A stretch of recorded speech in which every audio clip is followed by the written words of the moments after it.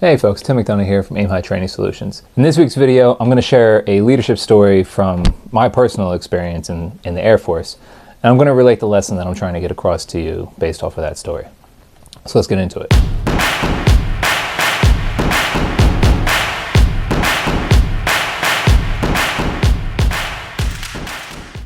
So my first leadership role in the Air Force, outside of leading your peers, an actual duty title leadership role, was of the inspection section of an aerospace ground equipment flight. I was assigned as the section chief for that flight, which was a pretty big responsibility for a brand new staff sergeant, brand new E5 in the Air Force. So I was super excited for it, but I also knew that I was coming into a section that had a lot of issues and had a huge backlog as far as the actual primary duty that section of the flight had to do. So every month there's a number of inspections that need to be completed, and this flight was about 6 weeks behind schedule on where they should be, which is rough. It's a big gap to make up with. And we had just sent a group of people out on deployment. One of those people we sent out on deployment was our flight chief. He's like the manager of a store, right? So if you have a big Best Buy, all the people are the airmen and the supervisors are the sergeants, and then you got a couple people set up to oversee sections, department managers maybe. And then the store manager would be what we would consider a flight chief in the Air Force. We had just sent him out on a deployment with a few other members from our flight. Part of the reason that the inspection section was so far behind on their schedule is because of the morale or the motivation of the team that was working in that section. I know this because before becoming the inspection lead, I was working in the section next to them. So we all share one hangar, one building, and we all do the work together. We go to lunch together, we come to work together, we leave together, all that kind of stuff. So I know exactly what's going on in that section, right? What was happening is every Monday we would come into work, and we would form up and have our roll call, and that's where everybody just gets into a formation, and then our flight chief and a couple of other leadership positions have, they give us a briefing for the week, their expectations, their standards, their goals that they want us to achieve. Every Monday, the flight chief would go through the same pattern. We could almost guess the words that were going to be out of his mouth. He would always say, work hard, play hard. That's how we do it around here. Work hard, play hard, work hard, play hard, work hard, play hard. He would always say that. And then he would follow it up with something along the lines of you give me what I need, I'll get you out of here early on Friday, right? Because whether it be military or civilian, whatever it is, but especially in the military, one of the biggest things you can give to your people as a reward is their time back, right? So if people achieve their goals, if they get their mission completed, why not cut them back, right? If you have the ability to, if you can still achieve the objectives you need to achieve with letting some of your team go home early, that's a big factor in the military. We deploy, we go to duty locations all over the world. We got to be apart from our family for long periods of time just based off of what our job is.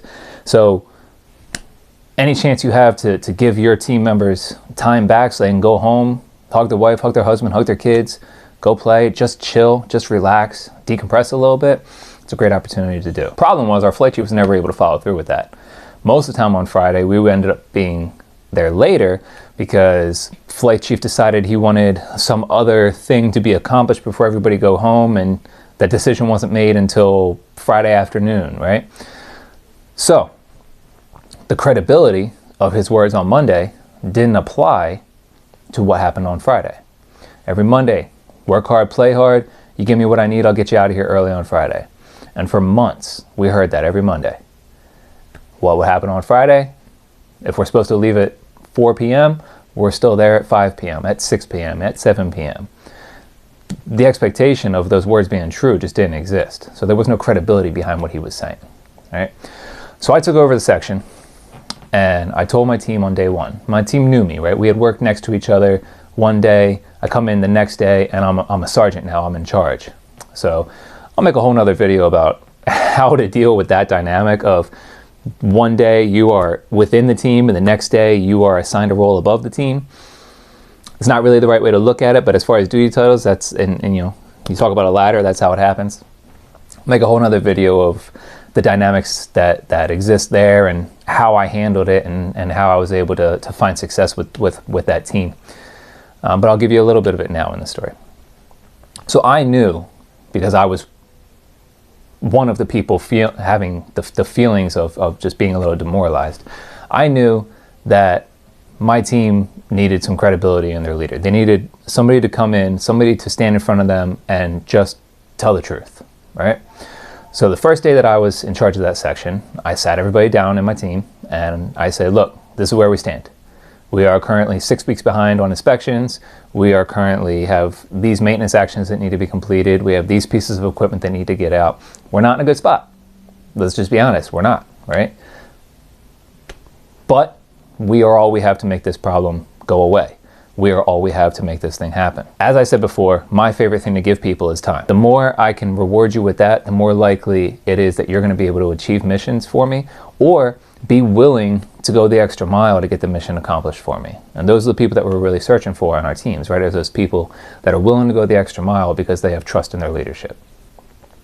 So I told them, listen, work hard, play hard, all that kind of old stuff. I'm not going to say that stuff to you, all right? But here is our number. Here is our specific number this week. I want 30 inspections completed this week. If you get me 30 inspections, Friday morning, we will clean our shop and I will release you at lunch. Part of that is me I specifically didn't want to use the words that the flight chief was using because it would just go in one ear and out the other. It's already been shut off, right? I wanted to use a different set of words to express the same intent, but I need them to understand that I mean it. So, work hard, play hard, there's no value in that. There's no measurement that you can base that off of. So instead of that, I said, give me 30 inspections. That's my number. Do that. Friday morning, I promise you, is just clean up and I'm sending you home at lunch. Team looked at me a little bit. All right, let's see.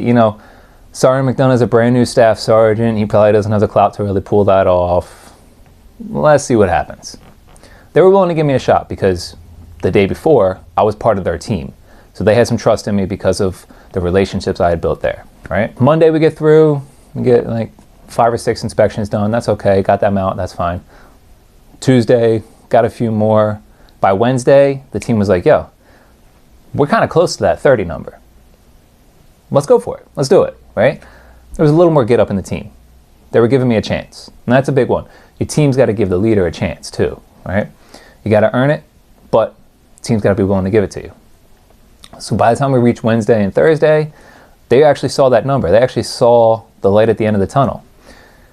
Thursday comes, get to the end of the day, I'm looking at the numbers, they got 38 inspections. They know it because we got a giant whiteboard where it's like, hey, that piece of equipment is done, everything's good on it. We wiped that piece of equipment off the board, right?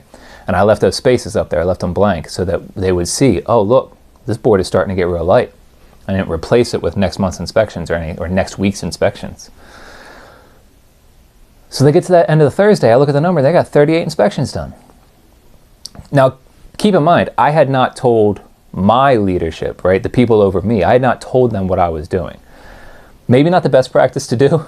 If you're going to do something like this, you might want to have the buy-in of your leadership. If you're going to make a drastic change in your organization or in the functionality of your team, you might want to make your leadership aware. But I had a very good relationship with the people above me at the time. So I felt like I could do this without letting them know right off the bat, because I didn't want an outside factor to influence. I just wanted to see if I could get this 1 week, get everybody on pace, get everybody on one page, and build credibility with them. So Friday morning they come in, this is the do or die moment. Friday morning, what is Sergeant McDonough going to tell us? Is he going to say, hey, let's start turning these inspections out? Or is he going to say, hey, go get the floor scrubber and the mops and let's start getting this place cleaned up so we can leave at lunch? And everybody comes in Friday morning, what's going to happen? I stand up there in front of my team and I say, let's clean up. Let's go. You hit my number. I could not be more grateful and more proud of this team this week. I asked for 30. You didn't even stop there. You kept going because we still had time on Thursday. You gave me 38. 38 good, quality, well-executed inspections. You hit the standard. You broke the standard. You beat the standard. Clean up. You earned it. We're going home at lunch. So they go out. They do a fantastic cleanup. Everybody's hyped. Everybody's all excited. And you get to that time where it's like, all right, let's go to lunch. I'm supposed to be sending my team home, right? There's still that balance of what is my leader going to say to me? So lunch comes and I said, team, go home, get out of here. All right, y'all did great, proud of you, enjoy your weekend. Go kiss your family, all right, have a good time. I'll see y'all Monday. And they left. So I still have some afternoon work to do, so I stick around. My leader, my supervisor comes down and he says, hey, Sergeant McDonough, where's your team? And I said, I sent them home. All right. He said, what do you mean you sent them home? It's Friday. I set a number, they achieved the number. We've accomplished every expectation you had of this team this week, so they're done. I have a crew here that can handle the mission on the line. As far as my section is concerned, they did what they needed to do, so I sent them home. And he was like, there's no way that they did enough inspections to qualify going home. And I was like, look, they did. I showed him at the board. I showed, look, 38 inspections. He said, how did you get them to hit 38 inspections this week? I said, it's real easy. I set a real number. I set a real number for them. I told them what the reward was at the end of that. And I said, go for it. If you get it, that's yours. No questions asked. So he's like, all right. So questioned me a little bit. He's like, look, do you really think it's rational to send this team home? In his mind, he couldn't rationalize, we're still behind schedule, so why are you sending your people home? I let him talk, I let him give his 2 cents. And I said, look, I totally understand what you're saying. Yes, as a total section, we are still behind. We're still largely behind. I said, but you got to understand that this team increased threefold the amount of inspections they put out this week. All right, they were in the teens last week. They've been in the teens for months. Now all of a sudden, 1 week in, they hit 38. They tripled what they've been doing recently. So yeah, they put in that extra work. I have to reward them. I have to give them what I promised them. Because otherwise, when they show up on, if I made them stay all day today, and they show up on Monday, what do you think they're going to give me? They're not going to give me 38 again. They're going to go back to that 13. Because the credibility in my language doesn't exist anymore. Because I did not keep the promise that I made to my team. And he was like, all right. He said, this week, I'm cool with it. Next week, we're going to have a conversation before you do it. I said, I'm doing it next week. If they hit it again, I'm doing it again. And I said, so whatever conversation you want to have, we're going to have it now. And we talked a little bit about it. He trusted me. At the end of the day, we did have a trust. Like I said, I had a good relationship with my supervisor, which is why I was able to do this without kind of like letting him in on it in the first place. But he said, all right, cool. We'll give it another week. Let's see what happens. Sweet. Coming the following Monday, I put the same thing out. I set a specific number for them to achieve. I set the specific reward at the end of the week. They did it again. They beat the number again. Friday morning comes in. All right, what's going to happen? What's Sergeant McDonough going to say to us? Are we working and jobbing? Was that a 1 week fluke? Or does this NCO really have some credibility here? Does this sergeant, this leader actually have some credibility with us? Hey, you hit my number. Grab the Zamboni, grab the floor cleaners. Let's go. Let's get to work. Get this stuff cleaned up. I want to get you out of here at lunch. Right? Now this week, obviously, my supervisor, my leadership knew about it. So I already had their buy-in a little bit. They were still a little worried about the fact that, hey, okay, so now we're 3.5 weeks behind as opposed to 5 weeks behind. But okay, cool. You crush numbers 2 weeks in a row. All right, fine. My team cleans. My team goes home. My supervisor comes down and says, so what are you going to do next week? So I'm going to do it again. I'm going to do the exact same thing every week. They're responding. The team is responding. So I'm not going to shake this boat. He's like, all right, cool. I'll give you another week. I'll ride with you a little bit. Sweet. Next week, set the number, did it again. Following week, set the number, did it again. In 5 weeks, that team went from 6 weeks behind to 3 weeks ahead. Now, I was training them through that process, right? I'm getting out on the floor because you can't just set a number and then disappear, right? So I'm doing my stuff on my end. I'm making sure that the holes that existed in that section were being patched up. I'm on the floor. I'm helping them get learned on their skills so that they can produce high quality maintenance actions. I'm helping the people that need the engine changes or the big maintenance. So I'm running around like a chicken with my head cut off because that's what leaders are supposed to do. You're supposed to be involved, right?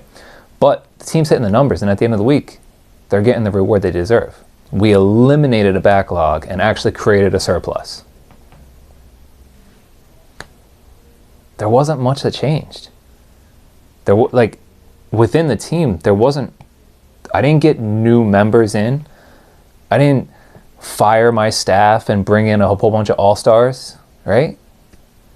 I took the team I had and I gave them a leader that they felt was credible, a leader that they felt cared about them.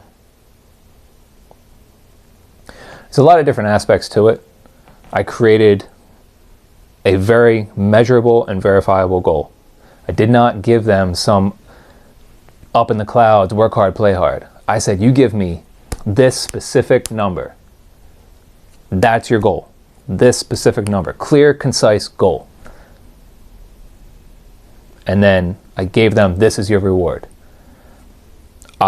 We will clean on Friday morning and you will leave by lunch.